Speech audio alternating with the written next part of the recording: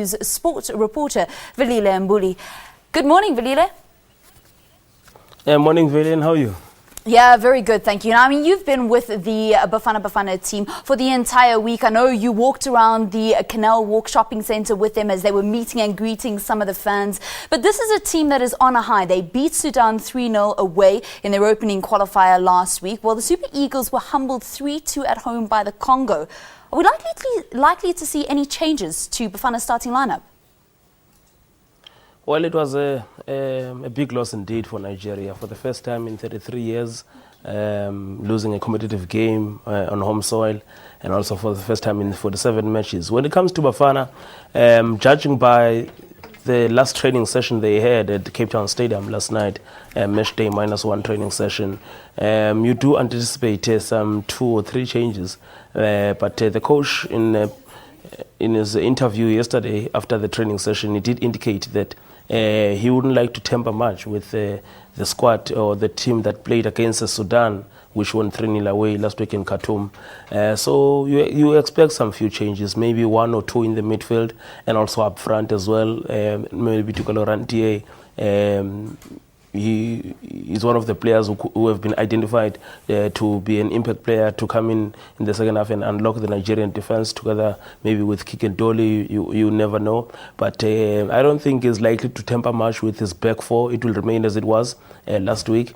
And then in the midfield, you do anticipate that someone like Vilakazi, who came from the bench to score a brace last Friday, could be starting today. Maybe Andile Jali could be partnered with Kamuela Mukocho in the midfield, or if Dinferman maybe starts again. So those are some of the few changes you could be expecting. Also, maybe up front, you could be seeing Bongani Ndulula coming up against together with partnering David Zulu up front. So I would say those are some of the changes you should expect.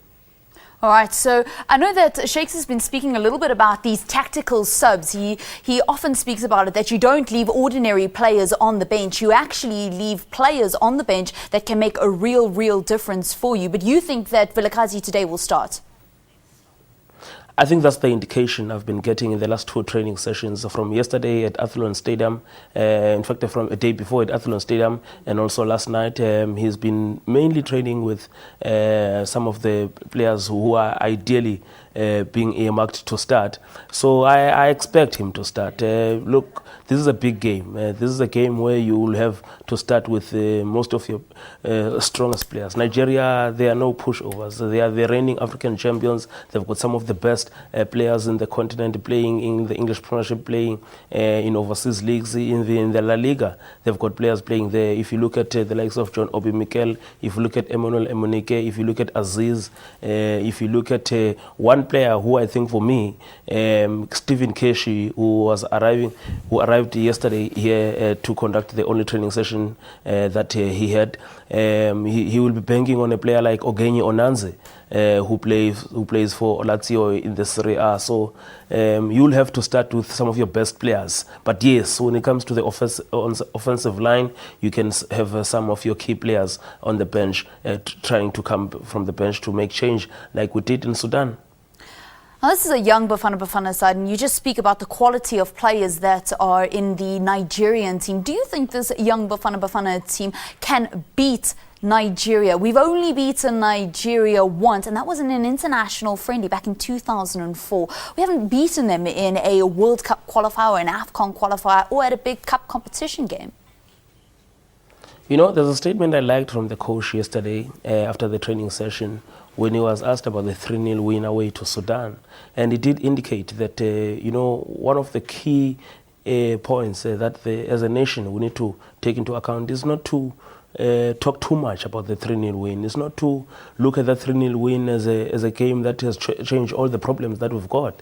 We've got to realize that we're building a new team. We've got to realize that we're looking into the future. So he also talked about a cautious approach. So he also says we should guard against complacency. So those are some of the key things coming to tonight's game that we've got to look into. We have to realize that we've got a bigger picture. Win, lose or draw tonight, there's still some more games to be played. We've got 4 qualifiers after tonight's game, 2 against Congo and also against Nigeria and Sudan. So that is very important going to tonight's match. But having said that, if you look at in this team, Valen, you've got a combination of players who have qualified the nation for under-17 African youth tournaments and the under-20 African youth tournaments, and also to the FIFA Club FIFA Under-20 World Cup. And some of those players, I was talking to Ramahlo Mphahlele and Thulani Hlatshwayo yesterday, they were part of the 2009 Under-20 team that beat Nigeria in Rwanda to qualify for the FIFA Under-20 World Cup. So those are some of the players, besides having beaten Nigeria once, who have tasted a victory against Nigeria at junior level. Do you think that some of the infighting that we've seen at the Nigerian Football Federation and the fact that it was a last-minute kind of stepping back by Chris Giwa, do you think any of that will play a role in what we may see tonight from the Nigerian team? Fortunately, it's one of the things we spoke about. I'm sure even on the Stories on Radio yesterday, you did pick up on the interview we did with Austin Ejide, the stand-in captain, since Vincent Enyema is not here, the goalkeeper who conceded 3 goals last weekend. We touched on this, and he highlighted the issue of unstable football leadership in most African countries, Nigeria included. And when you look at the situation of Nigeria, it's not healthy at all. I mean, just late in July, they were suspended by FIFA.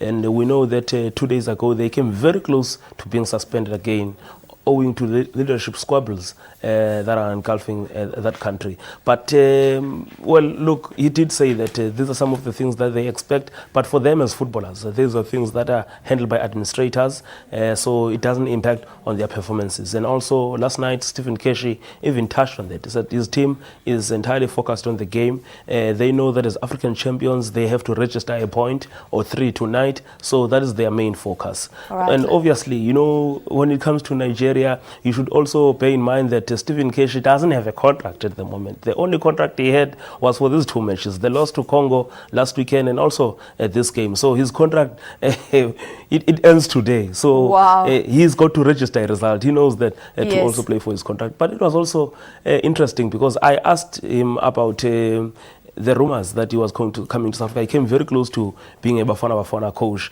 And he did say that, look, those are some of the things that he was also concerned about coming here. But for me, surprisingly, he says he remains hopeful that in future it could still happen that he comes to coach Bafana. Velile, so it's I'm going to be have to interrupt you there. I'm so sorry. There is so many sub-stories that we have to speak about in tonight's AFCON 2015 qualifier, Nigeria and South Africa. I thank you very much for your time, but it's time now for us to get our headline news.